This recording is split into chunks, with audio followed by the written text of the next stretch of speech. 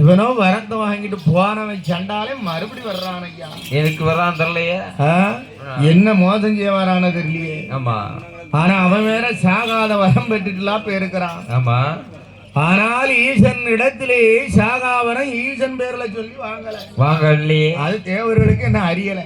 ஆமா, ஆனால் இந்த அசுரன் வருவதை அறிந்தார்கள். சரி, மூவரும் முனிவரும் தேவரும் அஞ்சு பயந்து இருக்கலாம்.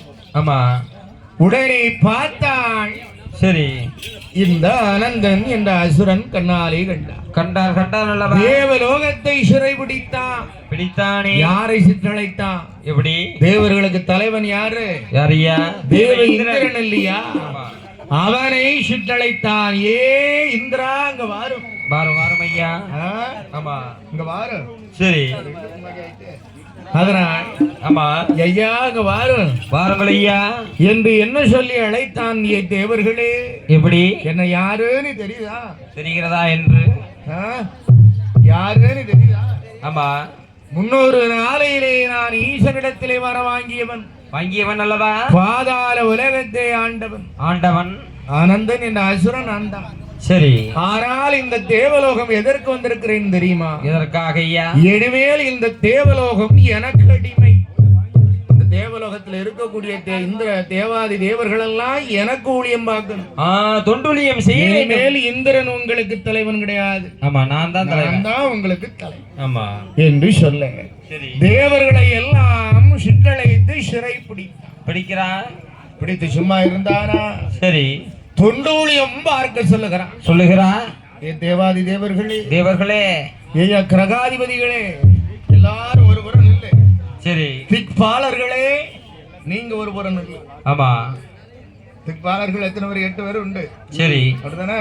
ஆமா. நவக்கிரகம் எத்தனை பேர் உண்டு? 9 பேர் உண்டு. நீ ஒரு சைடு நில்லு, அவன் ஒரு சைடு நிற்க என்று ஒவ்வொருத்தருக்கும் பணிசுமையை கொடுத்தான். இந்த ஆனந்தன் என்ற அசுரன் பார்த்து கொடுக்கிறான். உன் பேரு என்னப்பா என்று முதல்ல யார்கிட்ட போய் நிக்கா? நிருதி போவான். கன்னி மூலையில போய் நிற்கிறான். அது பேரு நிருதி.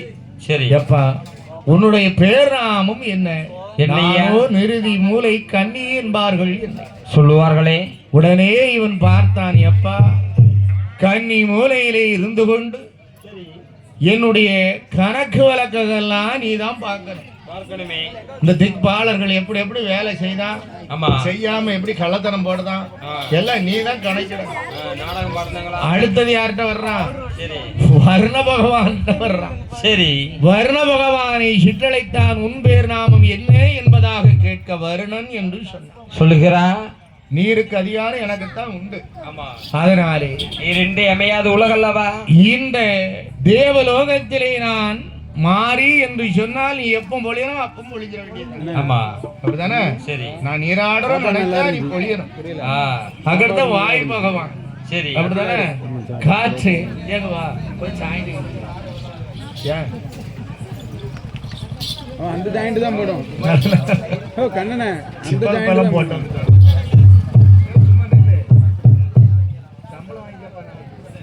அதனால் பார்த்தான், வாயு பகவானை பார்த்தான். ஆமா, என் மேல எப்போதும் தென்றல் காத்துக்களை நீ வீசிக்கிட்டே இருக்கணும். சரி, அடுத்து யார் இருக்கிறா?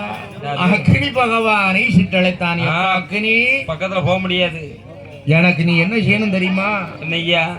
அண்டைய ஊட்டி அக்னி ஏவல் செய்து, சரி, ஆட்டிறைச்சி மாட்டிறைச்சி சரி, அறுத்து கறி சமையல் பண்றது உன் வேலை. ஆமா, நீ சமையல்காரன் ஏன்னா ஒழுங்கா செய்யணும். அறுக்கடுத்த யார் இருக்கிறா? யாரு? யமதர்மன் இருக்கிறான். யமதர்மனை சிற்றழைத்தான். இந்த ஆனந்தன் அசுரன் அழைக்கான். எப்பா உன் பேர் என்ன? என்னய்யா? நானா?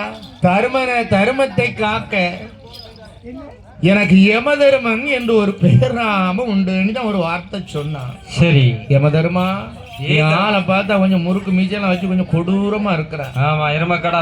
அதனாலே நீ என்ன செய்யணும் தெரியுமா? சரி, மின்சிய திக்பாலர்களை எல்லாம் அழைத்து கொண்டு எனக்கு மதுகடலிலே சென்று மதுவை கோரி கும்பா கும்பாவா கொண்டு என் முன்னால கொண்டு வைக்கக்கூடிய வேலை உன்னுடைய வேலை. அப்படிதானே? ஆமா, ஆமா. கஜானாவை பாக்குறது யார் வேலை? குபேரனுக்கு வேலை. சரி, அப்படிதானே? குபேரனுக்கு என்ன வேலை? மெழுங்காச்சா பொம்மாடி. ஆமா, அதை வாங்கி ஒழுங்கா செலவு பண்ணணும் என்பதாக ஒவ்வொருத்தருக்கும் ஒவ்வொரு பணி. சரி, தேவேந்திரனை சிற்றழைத்தான். எப்பா ஏ தேவேந்திரா, ஏ தேவேந்திரா, தேவேந்திரா ஆமா, இங்க வா. எங்க அடுத்த கோயிலா? ஏ அம்மா, தேவேந்திரனை சிற்றழைத்தான். உன்னுடைய சபையிலே ஆடக்கூடிய நாட்டிய பெண்கள் எல்லாம் எங்க? அழைத்து வாடா. எங்க போனாலும் என்பதா அத்தனை பேரையும் என் முன்னாலே கொண்டு நுப்பாட்டு என்று சொல்ல, அசுரனுக்கு தான் பயந்து அந்த இந்திரன் ரம்பை, ஊர்வசி, மேனகை, துளத்தவை அத்தனை வாறு அல்லாசபாணி, சரி, சல்லாகமத்தை அத்தனை பேரையும் கொண்டு உள்ள விட்டாங்க. ஆமா, ரெடியா நிக்க. ஆனால் தேவர்கள் மதுக்கடலிலே கொண்டு மதுவை கோரி கொண்டு வைத்தாங்க. சரி, அக்னி பகவான் ஆட்டிறைச்சி மாட்டிறைச்சி அறுத்து கறியை சமைச்சு கொண்டு வச்சாங்க. வைத்தாச்சி கல் மதுவை குடித்தான்.